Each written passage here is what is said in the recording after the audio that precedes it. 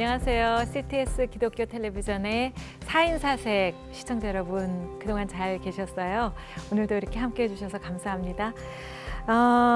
나이 들어서 인생을 멋있게 사는 방법 이야기를 나누고 있는데요. 어느새 벌써 마지막 시간, 네 번째 시간이 달아왔습니다. 아쉬우세요? 네. 그동안 재미있으셨어요? 네. 지난 시간에는 지치지 않는 삶의 비결, 감사 이런 이야기를 했었잖아요. 참 생각해보면 감사할 게 너무 많아요. 우리가 나이 점점 들면서 이제 몸이 조금씩 쇠약해지지 않습니까? 귀가 잘 안 들리기 시작해요. 또 눈도 잘 안 보이기 시작하고 뭐 음식도 옛날같이 그렇게 맛있지도 않고 좀 먹는 양이 줄어들기도 해요. 어느 날 생각해 보면 그 또한 너무 감사한 거예요. 잘 안 보인다? 보기 싫은 건 안 보는 거예요. 이제 좀 안 봐도 되는 거 많아요. 잘 안 들린다? 그냥 뭐 듣기 싫은 건 좀 덜 듣고, 네, 그저 나 듣기 좋은 것만 듣고, 소화도 이제 소화 기능이 점점 떨어지니까 그렇게 옛날같이 많이 안 드셔도 돼요. 그리고 대사가 잘 안 되기 때문에 그렇게 많이 계속 옛날처럼 드셨다가는 소화기가 다 망가집니다.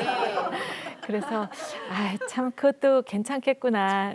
너무 많이 듣고 참견하지 말고.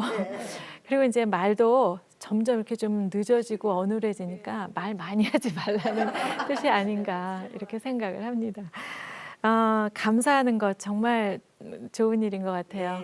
지난주에 우리가 감사, 3가지 감사, 5가지 감사 해보시라고 말씀드렸는데 좀 하고 계셨나요? 네. 그리고 100감사에 도전해보세요 하고 말씀을 드렸었어요. 네. 여러분께 정말 인생이 변하는 그 순간을 맛보실 수 있으리라고 생각합니다.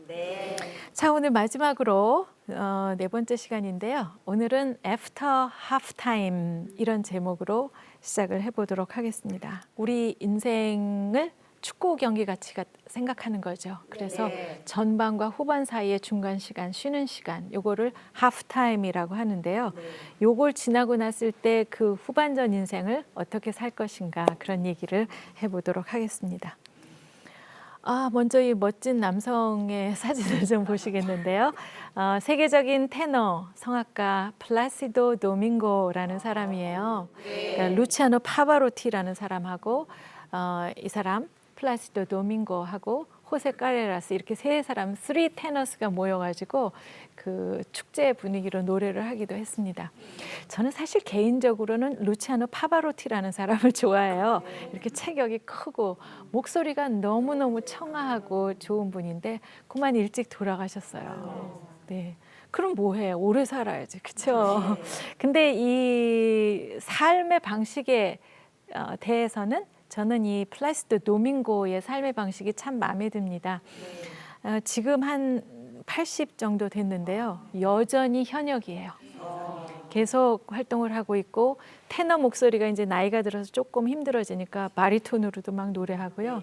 뭐 음악 행정도 하고 여러 지휘도 하고 이렇게 자신의 일을 막 넓혀가는 거죠. 이 사람의 삶의 모토는 쉬면 녹슨다라는 겁니다. 자기의 일을 꾸준히 해 나가다 보면 어느 순간 자기를 만드는 그런 그 순간이 온다는 건데요. 저도 그런 생각이 들었어요. 진짜 이렇게 살면서 자신의 인생 모토 같은 것을 하나씩 가지고 있으면 힘들 때마다 이렇게 의지를 하면서 살 수가 있겠구나. 그래서 저는 이렇게 뭐 멋진지는 잘 모르겠습니다만 저의 인생 모토는 의연하게 이런 게 있어요. 그리고 기품 있게. 네, 그게 저의 인생 모토거든요. 의연하고 기품 있게. 아마도 이제 삶의 고난을 겪을 때 이렇게 쪼그라들 것 같을 때 이러고 살아서는 안 되겠다. 이렇게 피면서 의연해져야지. 그리고 아무리 어려운 상황이 와도 품위를 잃지 말아야 되겠다. 그래서 기품 있게. 그 단어를 이렇게 보면요. 아무리 삶이 곤고해질 때도 나는 품위를 잃지 말아야지, 기품 있게 의연하게 살아야지 이런 생각을 했습니다. 그리고 이 도밍고처럼 살기 위해서는 정말 아까 말씀드렸잖아요. 지휘도 하고 음악 행정도 하고 노래도 하고 오페라도 하고 막 그러거든요. 낚싯대를 좀 여러 개 들여놓고 사는 게 좋겠다 이런 생각을 했어요. 그러니까 하나만 들이우고 이렇게 잡다가 안 잡히면은 이제 실망할 거 아니겠어요. 그리고 뭐 고기가 이걸 탁 그 미끼를 가지고 달아났다. 그러면 어떻게 할 거예요? 그래서 낚싯대를 여러 개 들이우면 큰 고기도 잡고 작은 고기도 잡고 좋을 것 같다는 생각이 들었습니다. 그래서 저를 한번 돌아봤어요. 저는 집에서는 아내이고 엄마입니다. 할 일이 참 많습니다. 그리고 이제 대학 교수라서 학교 가서 학생들을 가르칩니다. 어떤 때는 그래도 천하의 신은경인데 좀 이렇게 학생들도 많은데 이런 데서 가르치지 왜 이렇게 50명 한 반 놓고 가르치나 이런 생각을 했는데요. 어느 날 굉장히 중요한 걸 깨달았어요. 이 아이들이 이 인생에 있어서 먼 훗날에 이제 저를 기억할 거 아니겠어요? 옛날에 어떤 교수를 만났는데 그 교수님 말씀 한마디가 나를 이렇게 만들었다. 그때 내가 변했다. 이렇게 말한다면 저는 그 아이들을 가르치는 그 순간이 너무 중요한 거예요. 진짜 집에서 아이 하나도 키우기 힘든데 50명의 학생들 해마다 이렇게 배출을 하려면 얼마나 일이 많은지 모릅니다. 그 아이들에게 엄마도 되고 누나도 되고 언니도 되고 선생님도 되고 하면서 그래서 내가 이게 굉장히 중요한 일이구나 이런 걸 깨달았어요. 또 저는 방송인이었었고 지금도 방송인이라고 생각합니다. 그래서 이렇게 불러주시면 아주 그냥 기쁜 마음으로 달려와서 방송을 하는데요. 사실 저는 방송이 제일 재밌어요. 태어난 방송인이구나 이런 생각이 들 때가 참 많습니다. 그리고 여러 가지 특강도 강연도 하고 그렇기 때문에 동기부여 강사라고 해도 되고요. 또 지금까지 책을 8권을 썼어요. 뭐 작가라고 해도 괜찮겠죠? 그리고 교회에서는 권사입니다. 그래서 아주 높은 자리까지 이렇게 정말 감사하게도 권사까지 올라갔어요. 그래서 지금 하고 있는 대학에서의 강연이 끝난다 하더라도 뭐 앞으로 할 일이 너무너무 많고 바쁘게 잘 살아나갈 수 있을 것 같은 그런 생각이 듭니다. 이 사진, 제가 이제부터 하프타임에 대한 이야기를 좀 드리려고 하는데요. 이 사진은 제 인생에 바닥을 쳤던 때의 사진입니다. 한 50 정도 됐을 때 그때였는데요. 지금 이렇게 점퍼 같은 옷을 입고 잘 보시면 앞에 이렇게 띠를 두르고 나가 있는 거예요. 제 남편이 옛날에는 뉴스 앵커를 했었는데 이제 한때 정치를 한 기간이 있었어요. 그런데 현역 국회의원이었던 남편이 2008년에 다음 선거에 나가야 되는데 공천을 받지 못했습니다. 그래서 제가 대신 나갔어요. 그래서 지금 대신 나가서 그 첫날 그 거리 유세에 나가서 그날 바람 부는 날 이렇게 연설을 하겠다고 트럭 위에 올라가서 서 있을 때 그 모습입니다. 그때 이런 생각이 들었어요. 뭐 전략 공천이다 뭐 이런 이야기를 했지만 보통 선거라는 것은 주민들이 한 표 한 표 찍어서 당선이 되게 하는 거고 또 그렇지 않을 경우에도 주민들의 그 표의 숫자가 모자라서 당선이 안 되는 거 아니겠어요? 그런데 주민들한테 왜 물어보지도 않고 공천을 안 줍니까? 이런 생각을 제가 하고 제가 이제 대신 나갔어요. 한번 여쭤보자 주민들에게. 그래서 뭐 갑자기 나갔으니까 뻔하죠. 뭐 똑 떨어졌어요. 지금은 이렇게 웃으면서 말을 할 수 있습니다만 그때는 참 힘들었습니다. 제 남편은 남편대로 자기 힘으로 그 커리어를 완성하지 못한 것 같은 그런 힘으로 너무 힘들어 했었고요. 또 저는 또 내가 왜 그렇게 어리석은 결정을 했을까 이런 생각이었습니다. 그리고 뭐 선거에 떨어졌다 이런 단순한 생각이 아니라 세상이 우리를 거부한 거야. 사람들이 우리를 거절한 거야. 이런 생각이 들어서 밖으로 나갈 수가 없었어요. 부끄럽고. 사실 뭐 나갈 일이 없었습니다. 누가 찾는 사람이 있습니까? 할 일이 있습니까? 우리를 기억하는 사람이 있습니까? 우리는 아무도 기억하지 못하는 사람들이었어요. 이제 우리 두 사람에게 광야 생활이 시작됐습니다. 뭐 정말 할 일도 없고 찾는 사람도 없고 점점 안으로 광야 생활이 시작됐죠. 어느 날 이런 말씀을 들었습니다. 한쪽 문이 닫히면 또 다른 문이 열린다. 그런데 갑자기 나간 선거에서 문이 탁 닫혔는데 무슨 문이 열렸는지 잘 모르겠는 거예요. 다 사방이 다 깜깜했었어요. 그래서 거꾸로 한번 계산을 해봤습니다. 만약에 이 문이 닫히지 않고 시온의 대로가 열려서 문이 열렸다면 너는 무엇을 가장 아쉬워했겠니? 이렇게 물었어요. 만약에 갑자기 나간 선거에서 당선이 돼서 뭐 국회의원이 됐다. 그러면 나는 무엇을 가장 아쉬워했을까? 그렇다면 이 문이 닫힘으로 해서 얻은 것이 바로 여기 있잖아요. 가만히 생각해 보니까 제가 그렇게 바쁘게 막 돌아다녔다면, 당선이 돼서 만약에 바쁜 생활을 했다면 저는 가장 아쉬워했을 것이 두 가지가 있을 것이다, 이런 생각이 들었습니다. 첫째는 가족이었어요. 제가 97년에 딸을 하나 낳았다고 말씀을 드렸었는데요. 그 딸을 저는 제가 잘 못 키웠어요.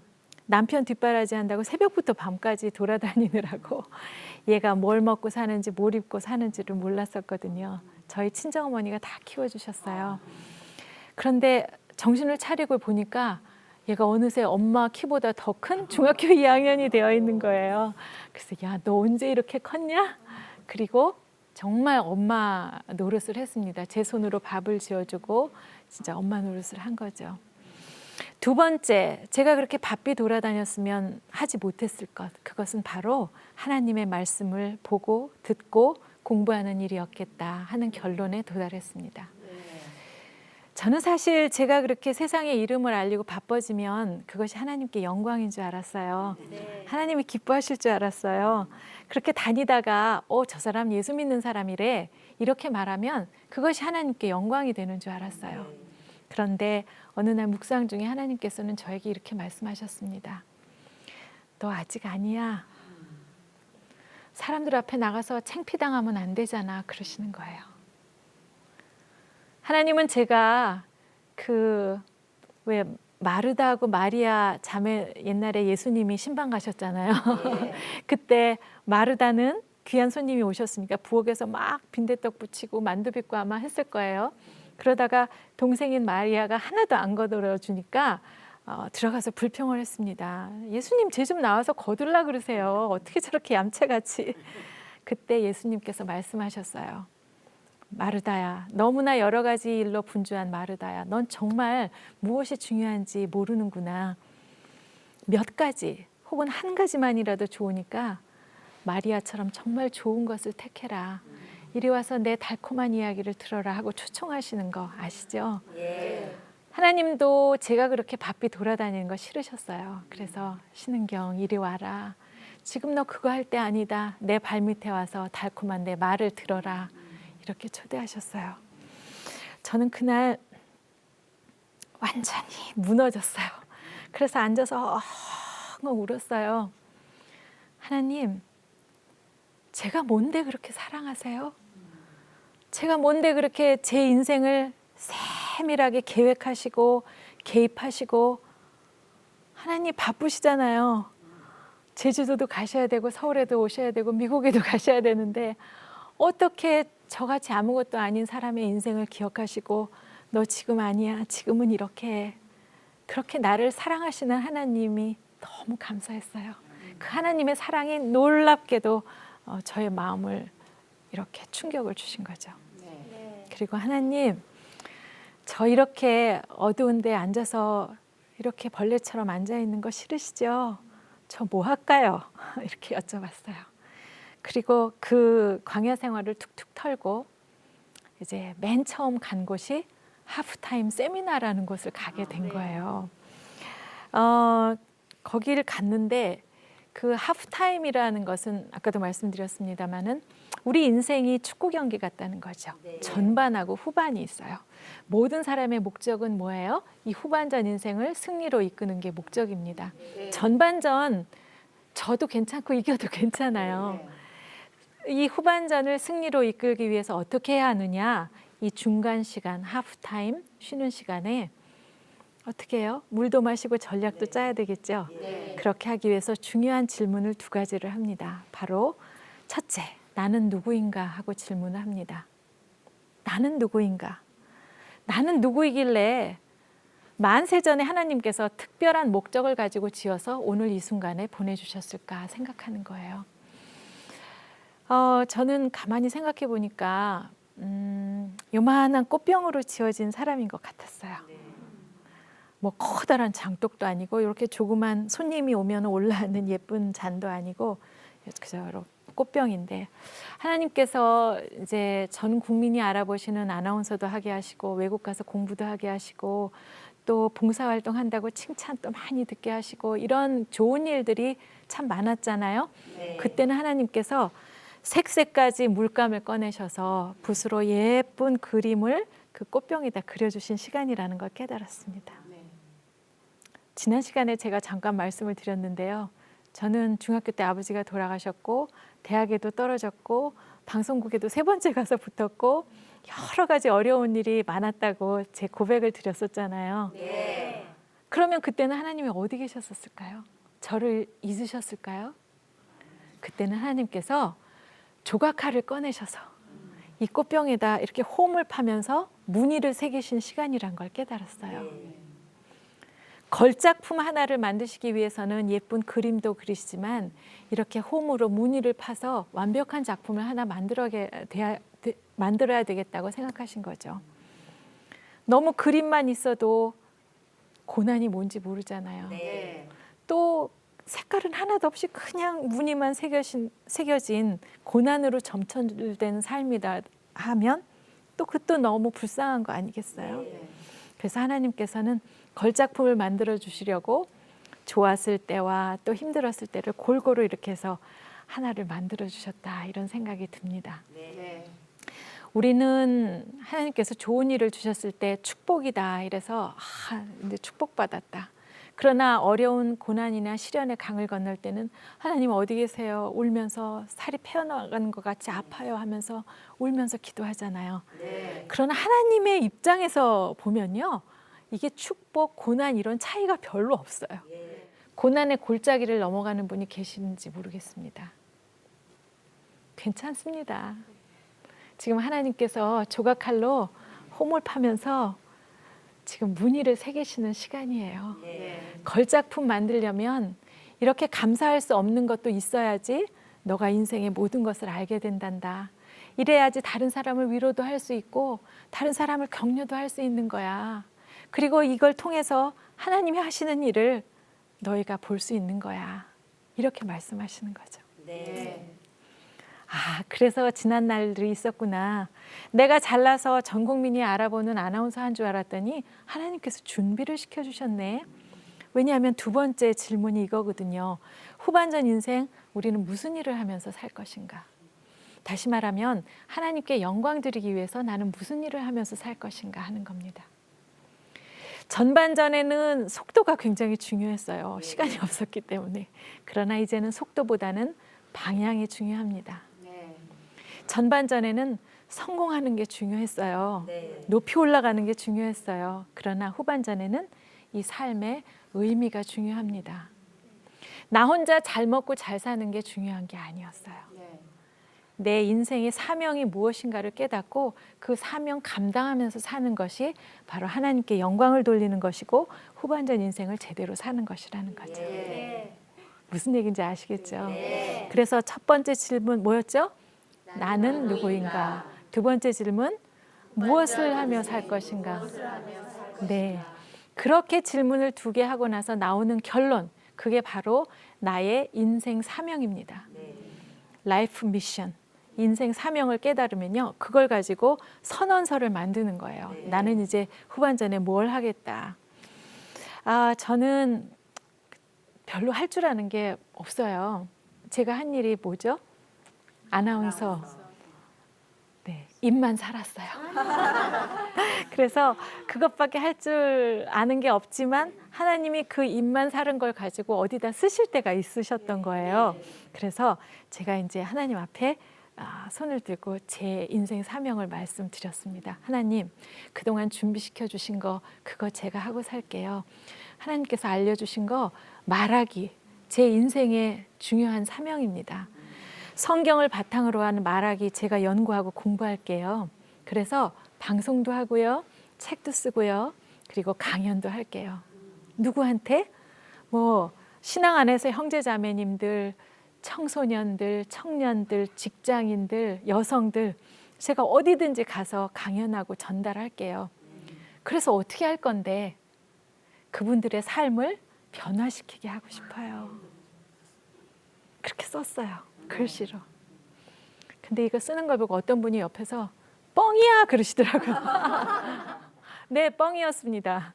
왜냐하면 저는 세상이 나를 거절했고 거부했고 사람들이 저를 다 잊어버렸는데 무슨 강연을 하고 무슨 책을 쓰고 무슨 방송에 누가 오래요?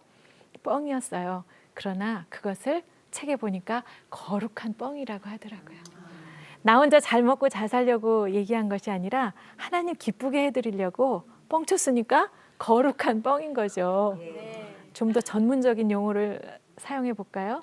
그것은 바로 믿음을 가지고 쓴 것이었습니다.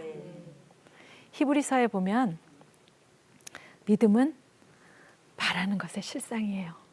보이지 않는 것의 증거 같은 거예요. 아, 내가 하나님 기쁘게 해드리려고 이렇게 하고 싶어요. 바라는 것을 실제처럼 보면서 썼잖아요.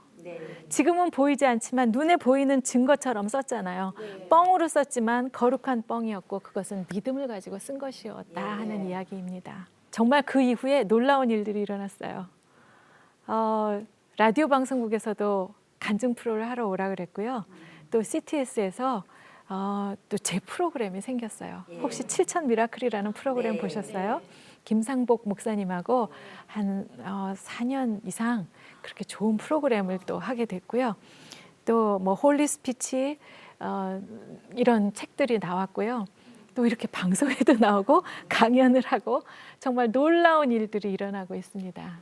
이거는 제가 계획한다고 된 것이 아니고 하나님이 저를 지어준 목적을 분명하게 깨닫고 그 목적에 따라서 제 인생 후반전을 계획함에 따라서 하나님께서는 놀랍게도 역사해 주시고 그 계획대로 저의 일을 이렇게 펼쳐줘 주시는 거죠.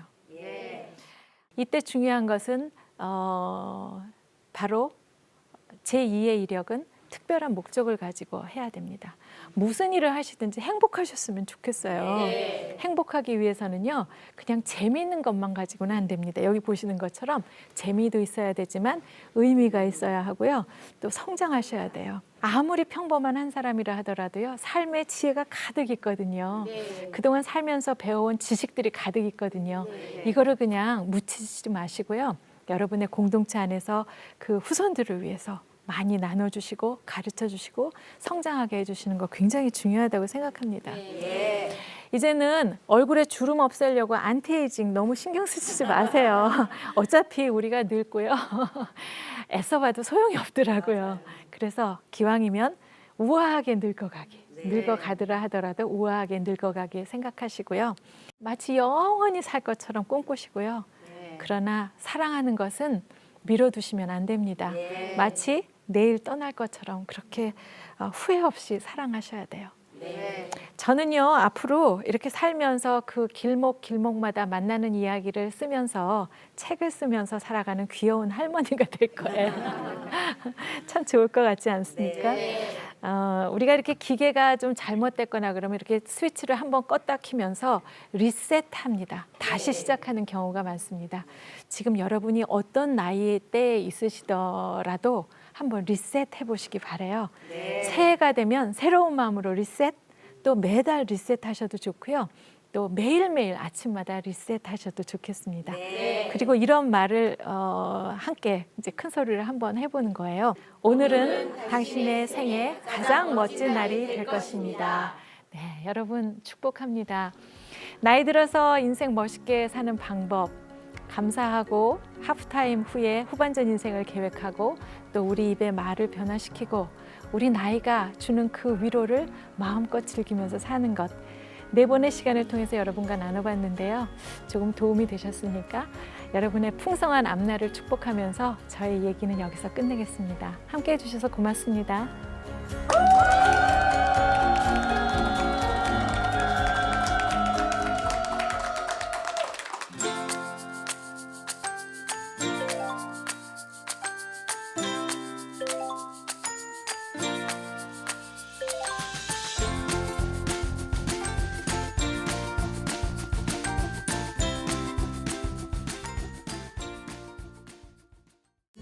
이 프로그램은 CTS 방송가족의 사랑과 후원으로 제작되었습니다. 후원 전화 02-6333-1003번, ARS 060-808-1004번으로 전화주세요.